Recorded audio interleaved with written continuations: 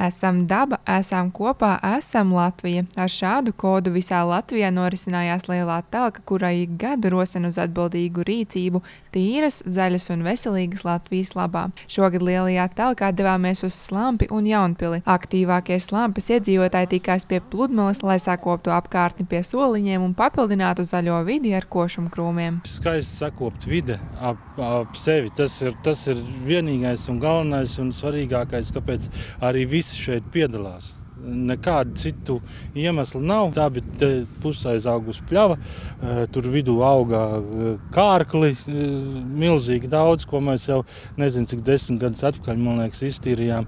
Vienkārši sakopt vidi. Ir prieks par paveikto? Vēl mazliet nevar sagaidīt, gribētu, lai tie koki aug ātrāk. Tas gribētos, bet, protams, ir braucot pa ceļu, redzam, kad lēnām veidojās, lēnām top. Visiem kopā lēnām kaut kas izdodās. 2013.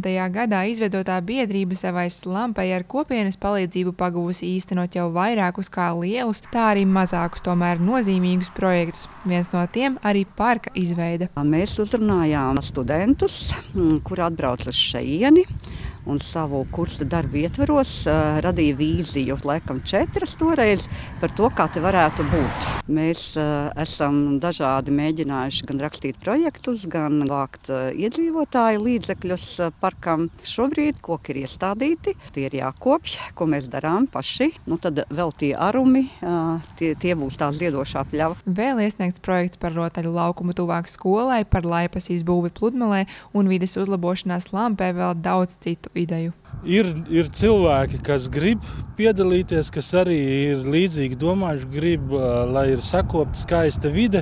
Tie diezgan ātri atbalsta, piesakās, vēl ir apkārtējie zemnieki, tā ir tehnika lielāka. No viņiem ir ļoti liels atbalsts. Kopienas pulcēšanā grūtības nerodas arī Jaunpilī. Uz darbiem vairākās pagasta vietās pulcējās prāvs talkotāju skaits. Mēs tūdaļ būsim pārkrāsojuši aizstrādes parku soliņus. Mēs esam talkojuši dzirnavu kompleksā. Esam no ēkām novākuši tādus milzīgus vīteņu augus. Mēs esam Viesat pagastā satalkojuši birzītē, griezuši krūmus, vākuši lapas un vēl dažādus darbiņus. Biedrības ir izveidojušas jaunus apstādījumus, jaunieši ir savākuši ceļmalas.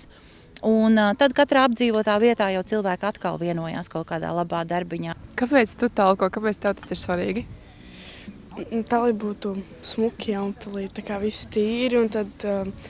Tā, lai mēs varētu lepoties, ka mums viss ir skaisti un ka mums nav piemēsots. Un tikai kopā mēs varam radīt vietu, kur dzīvot ar lepnumu. Tāpēc paldies visiem, kuri talkās un ikdienā padara Latviju tīrāku un skaistāku. Monta Megija Učelniece, Terēze Matisone, TV9 Pakalni.